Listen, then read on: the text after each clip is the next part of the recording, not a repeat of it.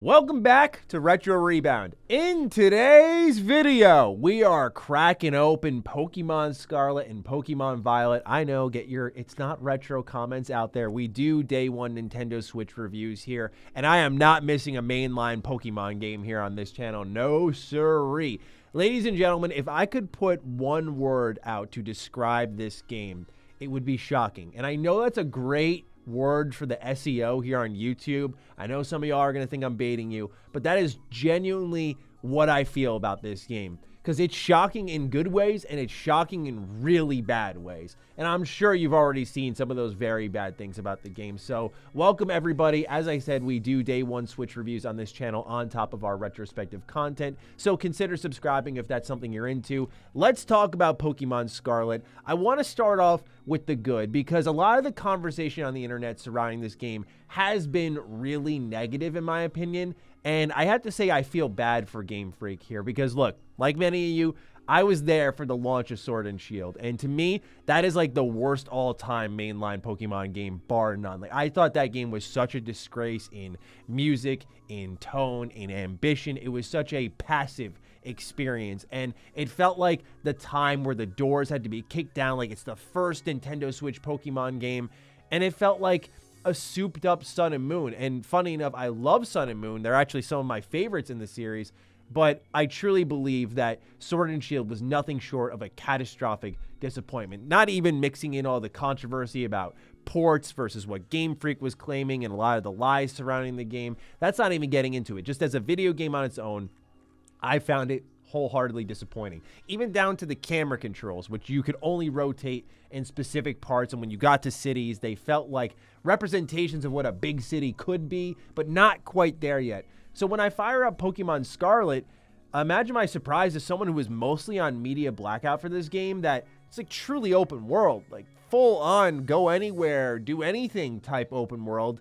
And I really like that. This is the thing I've been looking for a hot minute here in Pokemon is just let me go. Let me go. And the game does have its training wheels section, but after that, you're off. Like, go out there and do what you want. Because there's, instead of one story mode, which is just the Victory Road story we've done time in, time out, there's actually 3 in Pokemon Scarlet and Pokemon Violet. So you'll have the story mode that's about Team Star. You'll have a story mode that's about looking into some Titans around Paldea, which is the region you're in. And there'll, of course, be your typical Victory Road. I like this format because it reminds me a bit of Sun and Moon, where you had the island trials, but you also had another story mode underneath it with Team Skull. And there was the more broad, exotic, legendary Pokemon storyline with Tapu Koko. I just really liked how that game was delivered. And this game has shades of that. Now, it's funny because the team that did Sun and Moon just dropped a Pokemon game at the top of this year that I liked a lot,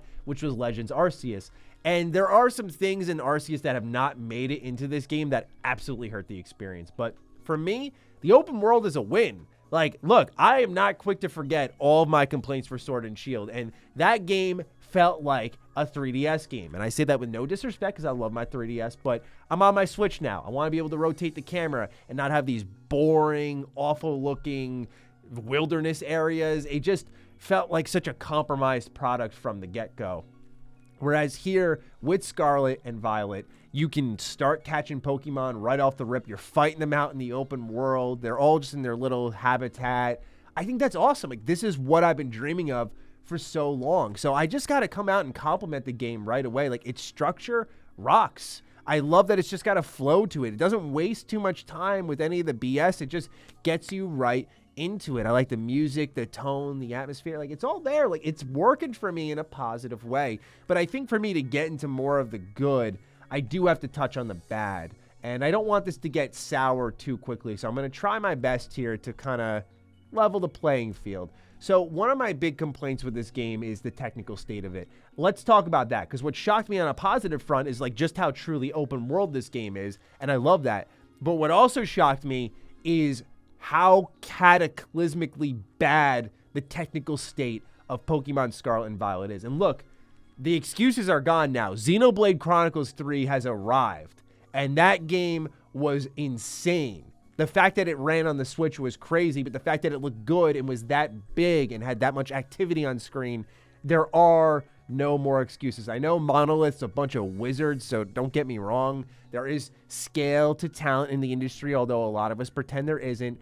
But yeah, like Game Freak is getting schooled at the wrong time here because this game is embarrassing. Like, look at this scene right here. So you go to an academy and look at the frame drop here because people are wiggling their legs. That is humiliating for the #1 grossing revenue series on planet Earth, that this is what a scene could look like here because there's too many NPCs doing animations. This is not me just picking out little things that you won't notice on your way around Paldea. This is all game right off the rip. No exaggeration. You'll just see it as the game is running here. If you pay close attention, you're going to see characters flickering in the distance. In fact, how about this one right here? You like your scary ghost stories? How about this man on the right here when I was visiting the Pokemon Center? Look at the flickering. Look at how low his frame count is because he's in the distance. You're seeing technical compromises everywhere in this game. And especially there's this one moment where I don't try to be disrespectful when I do my stuff here because I know the time and effort it takes to make a game, but some games gotta be self-aware, and this game was not. I burst out laughing. So there's this point where you get to the top of a lighthouse in the start of the game, and it's supposed to be this magnificent moment. Look at Paldea. Look at this wonderful open world. And they show this shot of this mountaintop, and I burst out laughing. I was like, are you kidding me? Really? Are we really that self-absorbed is how I looked at it, that we don't recognize how bad that looks? I know y'all are Pokemon, so you get a lot of social leeway, and you're like, it's kids, who cares? But no. Make no mistake. When I was at the midnight release, all of us there were adults, okay? There was like 100 plus of us. We were all young adults or adults, all right? So you got to remember what crowd is also making your franchise relevant, and what I saw here was, again, embarrassing. On a side note, it was awesome being at the midnight release. Like, I stood there like a lurker. I wasn't there with any friends or anything, so I was just chilling, but just watching everyone interact. I never thought I'd go to a midnight release again, not because I don't want to, but because I thought they were kind of dead. So it was awesome just to see people like chilling, waiting for Pokemon and out in the cold. It was exciting. I haven't done this in so long. But back to the game. The technical state is not exaggerated. I think there are some videos out there that exaggerate the frame dips. I didn't experience many of those, but the game will stutter from time to time. It's really, to me, the things that are happening in the world detail. And it's why I said I feel bad for Game Freak, because finally we had that 3D open world Pokemon game, and it answers conceptually and mechanically, I feel, a lot of our calls for help in this series. Like, please let us rotate the camera, give us the open world, give us the big sprawling cities with detail, and you get all that stuff. Give us the Pokemon out in the open world where we can just interact with them and there's not these fade into combat and these random encounters. They get rid of all of that, but what you get are this heap of technical issues here, and Game Freak needs help. I like Pokemon a lot, but this is inexcusable for a game to look and perform like this, especially given the absolute prestige of the Pokemon IP. You can't be dropping titles like this, looking this way, and acting like you're some unknown indie dev trying to punch above your weight.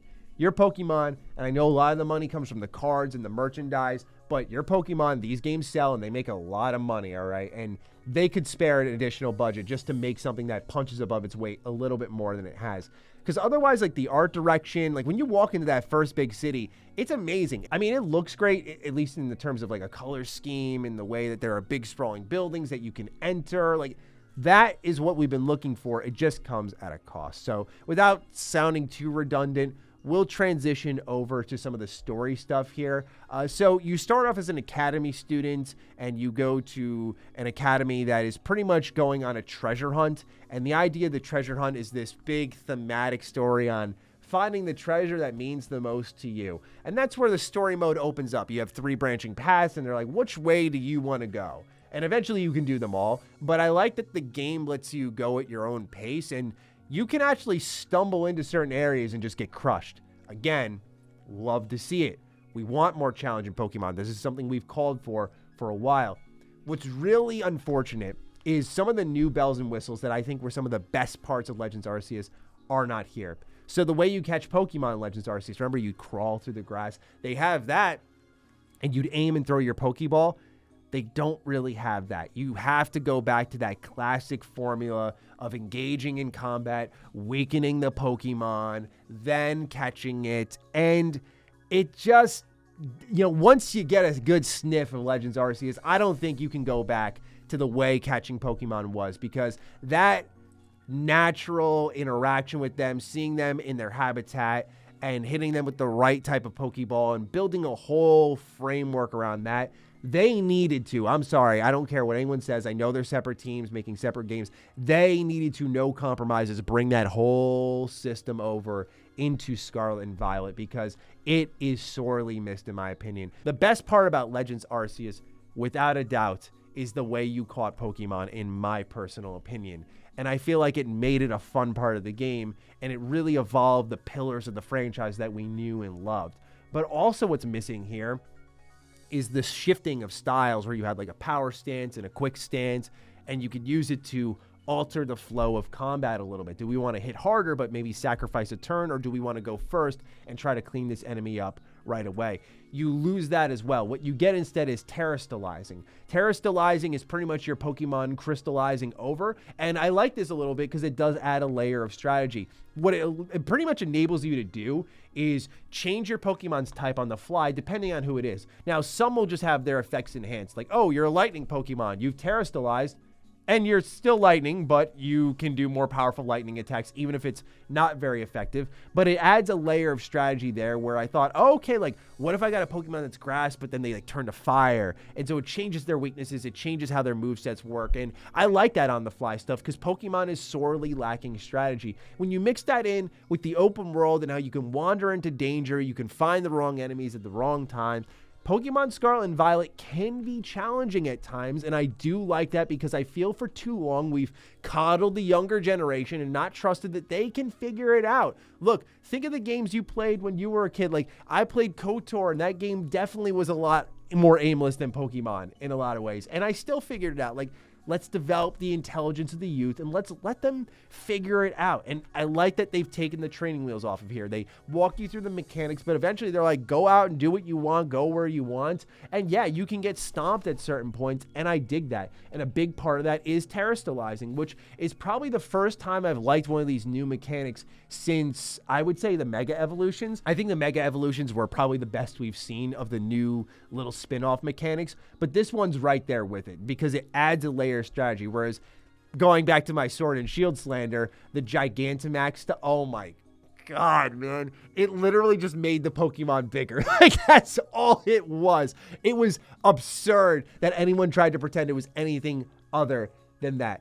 But yeah, there's a lot here to love, is what I'm trying to convey to you all. Like, I love the open world. I love that Pokemon are out in their natural habitat. I love the new Let's Go feature. I think that there is a degree of just letting the game play itself, but for those who don't know what the Let's Go feature is, you throw your Pokemon out of the Pokeball, and they join you on their adventure, which I love. A little bit of Heart Gold vibes based off what I just played, where your Pokemon's out there running with you. So I love seeing that, but then you can send them and have them fight different Pokemon just in real time, and it auto battles for them. This is great because this game does have this new TM crafting system, and you do need parts for it, which I'll get into in a moment. But this Let's Go feature allows you to pretty much grind without grinding. Like, it speeds up that whole process and kind of makes grinding fun. At first, I was turned off by it because I thought, you're just letting the game play itself. Like, you're avoiding combat, which says that combat probably isn't fun. But given that there's a mechanic attached to it, and I sometimes don't want to go through every single fight to get all of these parts to craft these TMs, I do like that this is an option here, because then I can go farm parts and go into combat with different objectives. I mentioned TM crafting. This is awesome. I really like this, especially because, like, the starting things they give you are pretty powerful. You can get Psybeam really earlier in the game, and you get that by using Psyduck parts as well as money, and you craft together TMs that you'll then give to your Pokemon. And the user experience here is intuitive, where, for example, you'll craft Psybeam, and then it'll be like, do you want to apply this to any of your Pokemon right now? And you can see your whole party on the left side of the menu. You know who can learn it. And I love that. It's just all right there. A beautiful evolution of a system that I never thought really needed it. Like, it was definitely one of the parts of Pokemon that I never had a problem with. I just kind of accepted how it was. But once I saw this, it's kind of like that moment with Arceus where I went, we can't go back. We always need TM crafting. Like, this has to be a staple in the game. And every part of the game, while it's open world, is split up into regions, as every open world game is. There are zones, and you'll have different missions within certain zones where you'll go to people who are a part of the Pokemon League, and they'll be like, beat 4 trainers in this area, and you'll get this reward here, like a new TM. A lot of the rewards here are based off TMs, and I like that. Like, I thought that was kind of fresh. It felt different, and I again really found myself compelled to go out and fight trainers, because yeah, like in this game, since it's open world, you'll pass trainers, but they won't stop you. They won't have the little exclamation point pop up and run at you. You'll actually just go to them and challenge them. The last thing I want to talk about here, and probably why there were so many technical concessions, is co-op is in this game. This is another one that why is no one talking about this? Oh, right. It's because reviewers put out the game without testing it. Nice. So co-op is another positive talking point for this game, because being able to buy this game and have my friend get Violet and then us team up together and explore the world together. No compromises, by the way. When my friend enters a cutscene, it doesn't stop my game. I can still run around, I can still catch Pokemon and enter that cutscene later. We can battle at the same time. I can watch him battle. You literally can play the full game together. I just thought this was severely under-discussed, and I get why. Like, we're talking about a game that looks like this, so, you know, there are some clear problems here, but this is another thing that adds so much to the product where, again, shocked is the word. I'm like, this is awesome. Like, it's straight up 4-player co-op open world. And I thought, like, okay, this game is split into zones. Like, certainly once I go into the city, he's either going to drop out of the game, I'll have to re-invite him, or there's certain points he's going to get booted. No, like, we just ran into the city together, did the academy section together, and then left the city together, went into a new zone together. And you don't see each other in the cutscenes. It's in instances. So your gameplay is never interrupted by anything they're doing. When they pause the game, when they go to the Pokemon station, any of that. And I think that's why there were concessions made, because it is full co-op up to 4 players. This needs to be talked about more, because again, one of those you can't go back moments. In my opinion, this game rocks with co-op. I thought it was so much more fun. It injected some more life into it. Like, I already liked the framework and completely bought on, but now you've got co-op in here and I got a buddy to play with. That's awesome. It's a ton of fun with friends. I know it's not super interactive co-op, but saying like, oh, look, there's a Scyther over here. Come on, let's go get it. Let's go get it. And like, oh, there's a second one there. You catch this one, I'm going to catch this one. I don't know. I thought it was awesome. So there's a lot to like about Pokemon Scarlet and Violet. Let me make that one really clear. Like, this game is actually pretty cool and a dream come true in many ways, but it's also just woefully bad on a technical state. And that does fall on Game Freak more than Nintendo, because I look at Xenoblade and I'm like, is it really a hardware problem? I think it's an engineering issue. But that's all I have to say about Pokemon Scarlet and Pokemon Violet. This game, can I recommend it fully? It depends how much you have that Pokemon itch that needs scratching and how much you can swallow those technical issues. I'd say I'm highly tolerant of technical problems. I'm a Bethesda Game Studios fan, for God's sakes. But I had trouble swallowing some of that. And if it wasn't for co-op and a lot of the new features here, I do think that I probably would have dropped it. It's a bit of a mixed bag. Like, there is stuff here that I really like, but there's stuff from Legends Arceus that I miss and kind of want to just go back to that game. But I do like it enough to commit and do the full playthrough. And I think that is a compliment, because I couldn't do that in the last mainline entry. So there's a lot to love here. There's a lot to not like here. It's definitely up to personal approach. I don't think you can make a uniform recommendation or a uniform avoid on this at all. But that's all I have to say. Now it's time for you to speak up. What do you think of Pokemon Scarlet and Pokemon Violet? Fire away. And with that, take great care of yourselves, and I will see you in the next Retro Rebound. Peace out.